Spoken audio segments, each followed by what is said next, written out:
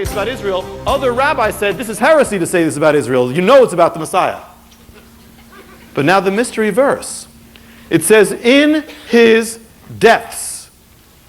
So the anti-missionaries who argue will say, aha, there it is. You see? In his depths, it's plural. Therefore, it's not talking about the Messiah. It's talking about Israel, many deaths of many people.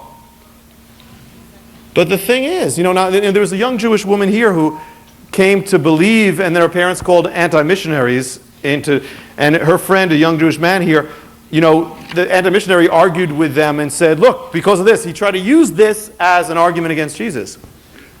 And so the man came to me and he said, what do you make of it? I said, this does not, far be it from this in any way taking away from Jesus. In fact, this proves that it can only be the Messiah and it cannot be Israel. Why? Now, stay with me here. You got to think here. If they are saying that every time it says he, it really means we, or every time it says one, it really means many, okay? If the singular represents the plural, then there cannot be any plural. You should not find any plurals in here. Once you find a plural, it means that the singular does not represent the plural. Do you understand? Do you understand? If the singular words he means we, then you should find no we in there because it already means the many. So actually, instead of this, it proves that it has to be about a singular person who is dying for many. The answer is that it destroys the whole thing. He dies for we. In fact, in that very phrase, now it should, even in the Hebrew or the English, it doesn't make sense. In his death, it should be either, you'd think it'd be in his death or in their deaths. It doesn't say in their deaths, it says in his deaths. That's something cool. That's like the first verse of the Bible that says in the beginning, God created the heavens and the earth. The word God, the word create is singular. The word God is plural. It's like saying in the beginning, God creates or God's create. Just doesn't go. But it's because of the mystery here. What it's saying here, this is an amazing thing here. In his deaths, the singular and the plural. Well, why? What is the mystery of it? Let me give you the first thing about it. There's so much here. When the Hebrew, it's a few times in the Bible that the Hebrew does strange things like this. And when it does that, one of the things that it represents, when it puts a plural instead of a singular, when it should be a singular, what it means, one of the things it denotes is great, great, great intensity. So when it talks about the death of Messiah, it's saying in the Hebrew, when it says death, it means it is so intense, the word death does not describe it. It is so intense what Messiah went through that the word death does not quite do it. Because what he bore for us was more than death, more than just dying. He was bearing eternal death for us. So the word deaths is in the Hebrew. It also, when the Hebrew does this, it denotes that what it's talking about is of great importance. That this death is not just any death. This death is so important that the word death does not do it justice.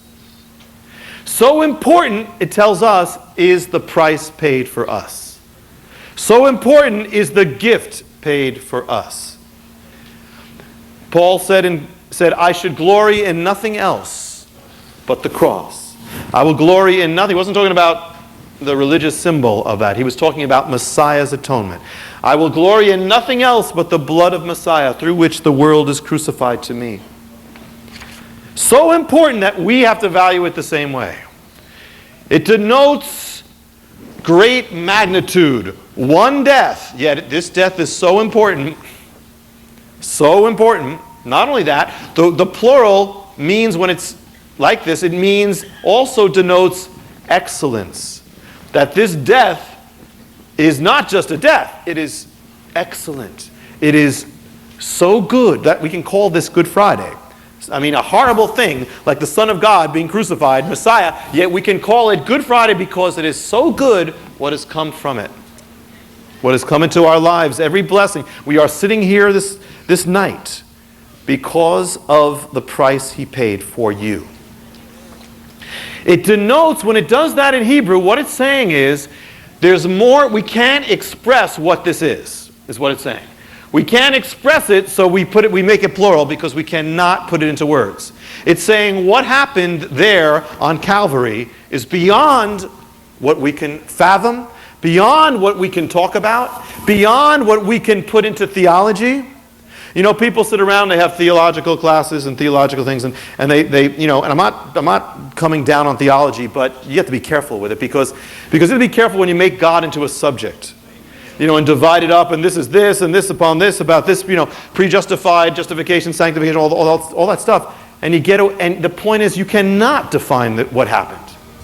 You cannot put into a neat box what God did for you on the cross. If you understand it, if you fully understand it, then it's not amazing you. The people who understand it are those who don't understand it. And can still say, Lord, I don't understand why you died for me, but I thank you. That's how you understand it. Saying, I don't understand how the God of the universe would give his life for me. I don't understand that. That means you understand it. It says that Paul said it this way. He said, to know what is